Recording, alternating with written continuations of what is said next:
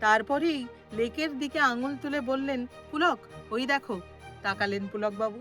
ওই বিকেলবেলাতে এক তরুণী লেকের জলে স্নান সেরে উঠে ফিরে যাচ্ছে। ওই যে লেক থেকে স্নান সেরে ভিজে কাপড়ে জল ঝরাতে ঝরাতে যে মেয়েটি গাছগাছালির ছায়া মাড়িয়ে তার বাসায় ফিরে যাচ্ছে।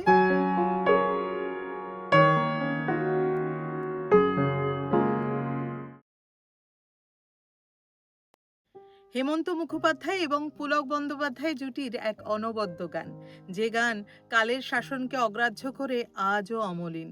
সেই গানের নেপথ্যের গল্পটি অবশ্য খুব বেশি বড় নয়।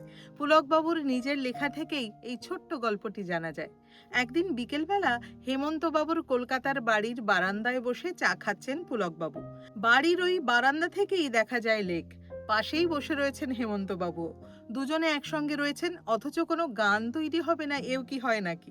হেমন্ত মুখোপাধ্যায় চায়ের কাপে ছোট্ট চুমুক দিয়ে বললেন, কি ধরনের গান বানানো যায় বলো তো? তারপরেই লেকের দিকে আঙুল তুলে বললেন, পুলক, ওই দেখো। তাকালেন পুলকবাবু। দেখা গেল ওই বিকেলবেলাতে এক তরুণী লেকের জলে স্নান সেরে উঠে ফিরে যাচ্ছে। এবার হেমন্তবাবু বলে উঠলেন, ওই যে লেক থেকে স্নান সেরে ভিজে কাপড়ে জল ঝরাতে ঝরাতে যে মেয়েটি গাছগাছালির ছায়া মাড়িয়ে তার বাসায় ফিরে যাচ্ছে, ওকে নিয়ে লিখতে পারো? পুলকবাবুর ভাবনার রাজ্যে তৎক্ষণাৎ তোলপাড় শুরু হয়ে গেল। কালি কলম মন লেখে তিনজন। হারমোনিয়াম ধরলেন হেমন্ত মুখোপাধ্যায়। পুলকবাবুর কল্পনায় ভেসে উঠল এক সকালের চিত্রকল্প।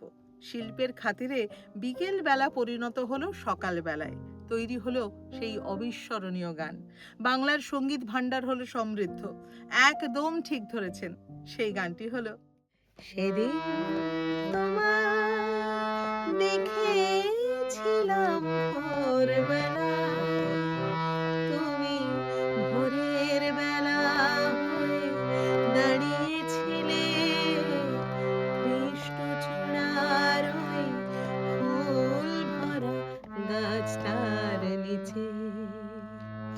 আমি কৃষ্ণচূড়ার সেই স্বপ্নকে আহা দু চোখ ভরে দেখে নিলাম।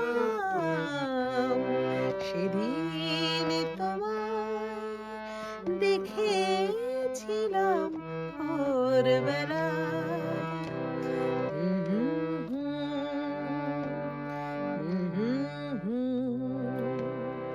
আজকের মতো তাহলে বিদায় নিচ্ছি। আবার দেখা হচ্ছে পরের পর্বে নতুন কোনো কাহিনী নিয়ে। আর আপনাদের যদি বিশেষ কোনো অনুরোধ থাকে, তবে আমাদের কমেন্ট বক্সে অবশ্যই আপনারা জানাবেন। আর আপনাদের মূল্যবান মতামত জানাতে কিন্তু একদম ভুলবেন না। খুব ভালো থাকুন, সুস্থ থাকুন।